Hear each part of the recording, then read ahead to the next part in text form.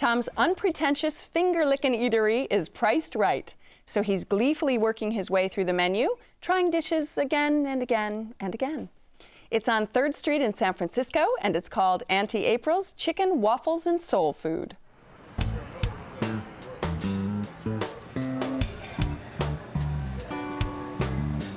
I didn't name myself Auntie April's Chicken and Waffles. The customers did that on their own.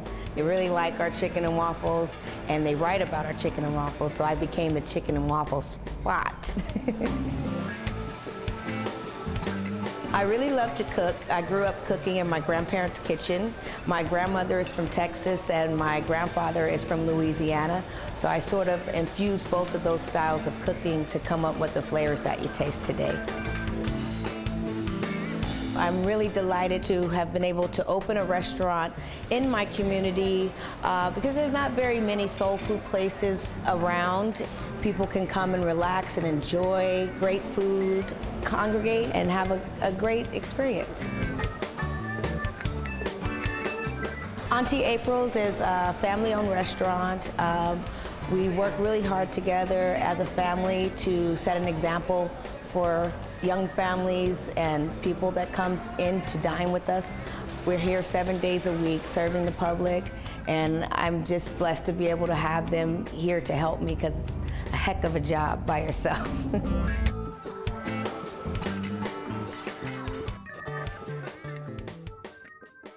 Now, Tom, you are a chicken and waffles specialist, as I understand it, having grown up with Roscoe's in LA. Indeed, indeed. Many a Friday night were spent, underage at a Roscoe's down in LA. So I've had my fair share of experiences. And that's where your soul food roots come in, right? Well, I mean, my dad grew up making great barbecue, but Roscoe's sort of cemented it for me. Right. And actually, you were telling me, Stacey, you went to Roscoe's. I went to Roscoe's just this past weekend. I was down in LA, and I thought, okay, so I've been to Auntie April's, and everybody talks about comparing Auntie April's to Roscoe's, and I thought, I got to check out Roscoe's and see what the real deal is. All right. So what did you think? You know what? I like Auntie April's better.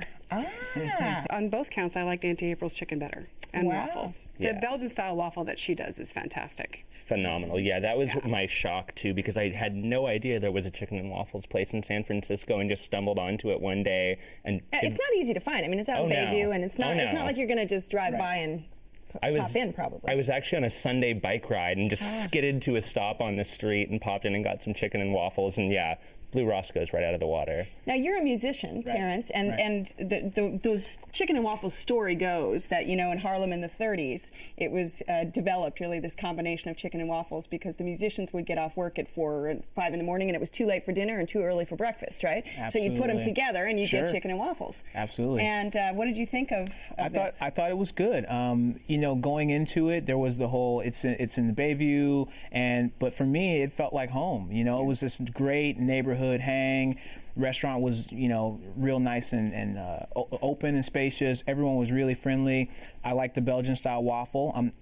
Full disclosure, I'm not really as much of a waffle guy. I like pancakes, so I did order a side pancake. And the pancake was fantastic, actually. Good to know. So if you're into, maybe like thin, crispier waffles, this might not be the place because it's a pretty doughy, nice, thick, fluffy Belgian style waffle. The syrup, it wasn't my favorite, but it was still very good, right? And actually what I liked was the hot sauce. It was like the hot sauce comes in this nondescript big red bottle, and I had chicken and waffles, and I just dumped it all over the chicken. It was fantastic. And for me, because I also got a side of yams, right? Sweet potatoes. You were carbo loading for a run there. I was carbo loading. Well, you got to taste it because actually, interesting, when I first got there, first thing I saw caught my eye was catfish on the menu. But I had said, I'm going to go with the chicken and waffles because that's what we're here. Gotta do it. But I had to get a side of something that was a little soul food related. So I got the yams, and they were fantastic, like cinnamon, brown sugar, butter, really, really good. And so kind of cubed. Cubed, yeah. So I would actually go back to have the catfish and do the yams again, definitely. But the chicken was good. It was lightly battered. Yeah, it was really nice. Very fun. And what about you? You go again and again. Yeah, So well, I've had all those things actually, except for the pancake, which will happen next time. Yeah, and I actually got the catfish the last time I went. I got the catfish dinner, which came with 2 sides and was something like $11, which is just ridiculous for that much food. And their catfish actually has a like a cornmeal batter to it that's really light, really delicious. I mean, as much as I love soul food, I'm not a fan of grease. And Auntie April's, though they go real heavy on the butter on those waffles, not light in that regard. butter is but a it's- health food. It Didn't is. you know that? It It is is. a health food. Real It's part of butter. my diet. Yes. Special diet. Yeah. But yeah, actually the catfish was just so light, and I went with the yams, which I've had before as well, and they are perfect. So syrupy. They're always put me on the verge of a diabetic coma.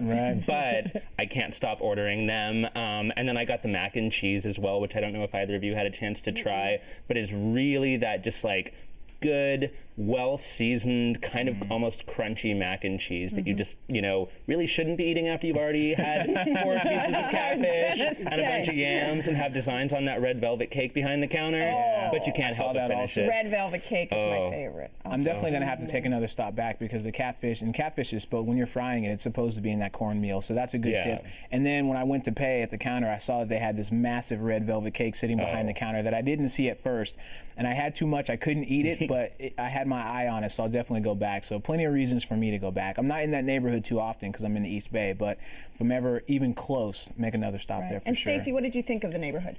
It was fine. I mean, we went, the only thing is when we walked in, I don't know if it's more of a lunch place than a dinner place. Yeah, but we walked in at they don't 5:30 on a Saturday and there was nobody there. Yeah. And I had 2 teenage boys with me, but we ended up having a great time and had a wonderful meal.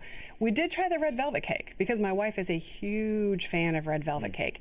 And it was a little disappointing, actually. It was beautiful and it was huge, but it was just a little bit dry. So I don't know if it was intended to be consumed earlier in the day, but that was probably our only disappointment, was the dryness of the red velvet cake. And what about value? I mean, this is a place that, boy. I fed 2 teenage boys and 2 grown girls for $38 total. Yeah. Hard to go wrong with great that. Value, great value. But do remember to take your cash with you because it's a cash-only spot. So. All right, Tom. Auntie April's is your place, so wrap it up for us. Sounds good. Well, Auntie April's, again, as we've all said, is a place to get really good, clean, tasty, affordable soul food in San Francisco. It's in a neighborhood that not a lot of people venture out to, but if you take the time to go there, you certainly won't be disappointed. All right. And Terrence, your thoughts? Good food, good value, lots of things on the menu, soul food-wise, for me to try again, so I would definitely recommend it to people, and I would definitely go back. And Stacy, what about you, Francie? Fantastic chicken and waffles. If you've never tried it, you should go. The lake of butter on the waffles with the syrup mixed in is just a thing of beauty. If you would like to try Auntie April's chicken, waffles, and soul food, it's on 3rd Street at McKinnon in San Francisco.